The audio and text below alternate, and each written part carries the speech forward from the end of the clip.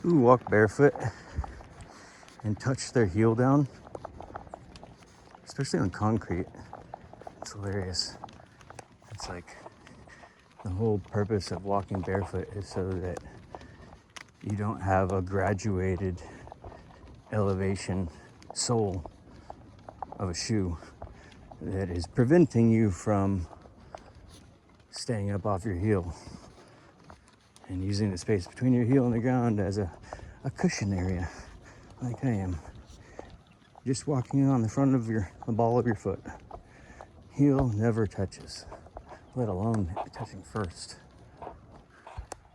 Sending little micro vibrations and shock waves throughout up my ankle and knee and hip and vertebrae.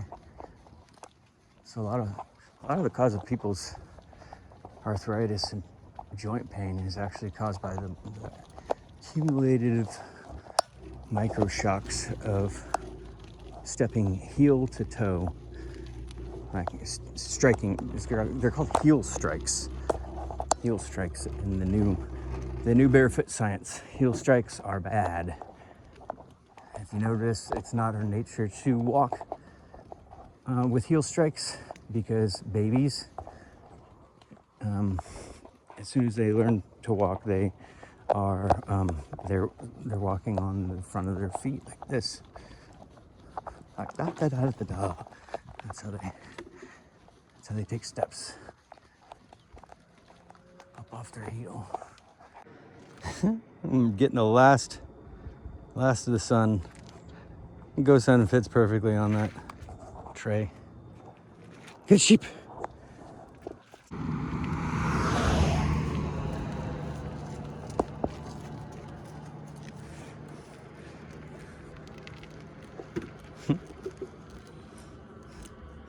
Works. Bacon is served.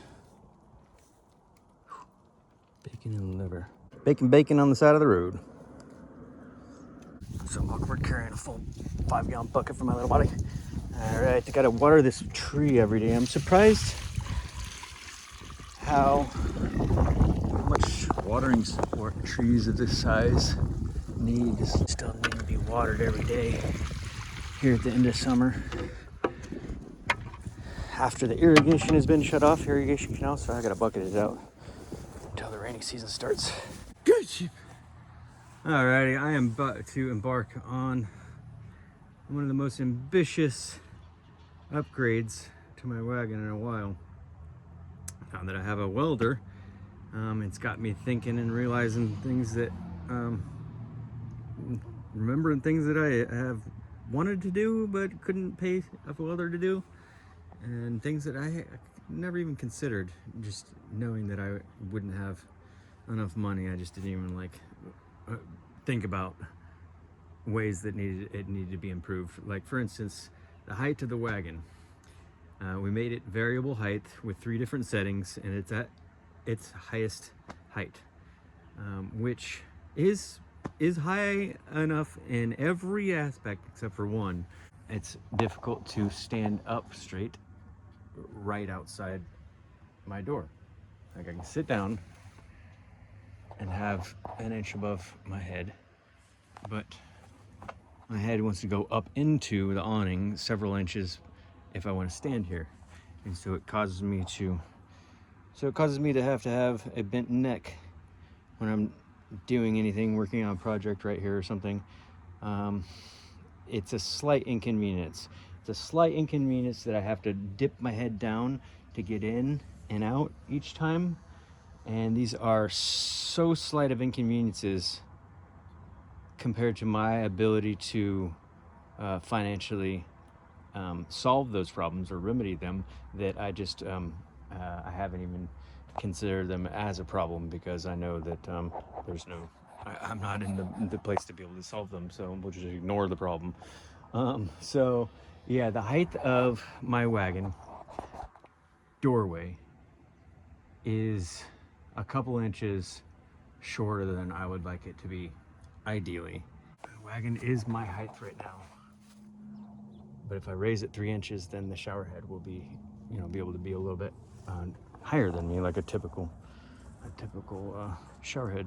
I made some mozzarella about 3 days ago. It's been 4 days. It's been really cool.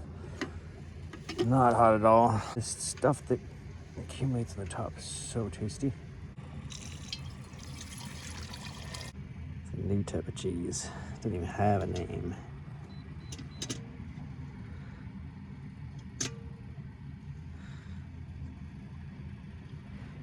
Mozzarella whey leftover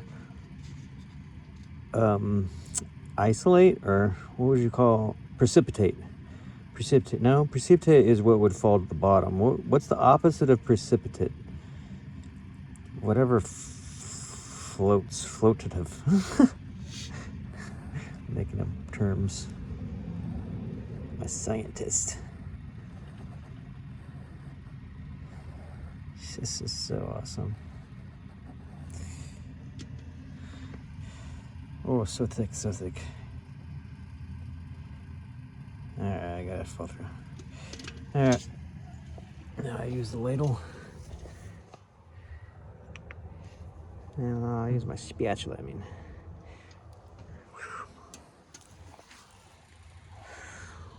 Right, use a spatula. Ooh, it's like cream cheese. Let's see what it tastes like.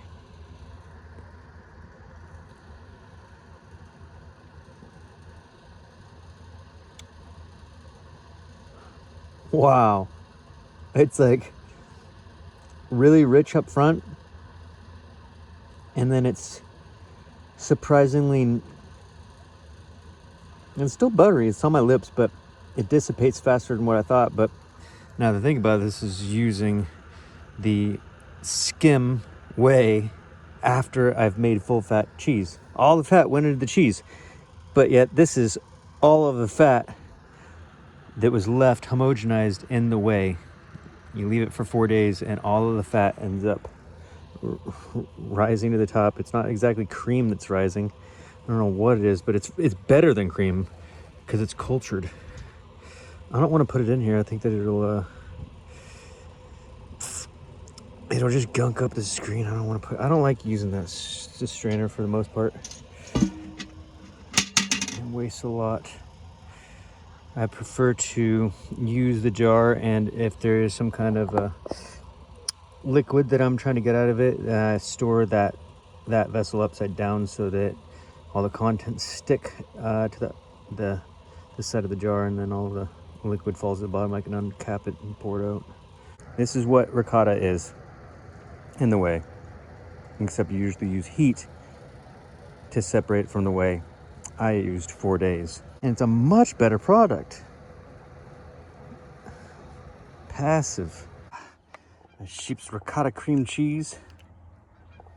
Put it in on some pasta, some rice pasta with my sheep's mozzarella on top. All right, my sheep's very aged Parmesan cheese.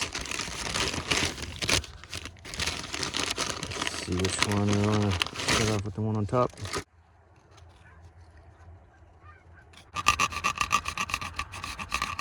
It smells so good. Cut my sheep's Parmesan cheese open. Aged over a year.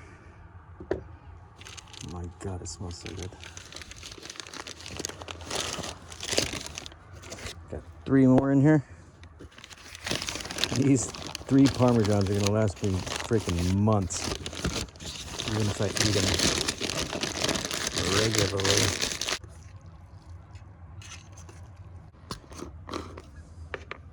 Finishing salts. Aged Parmesan cheese.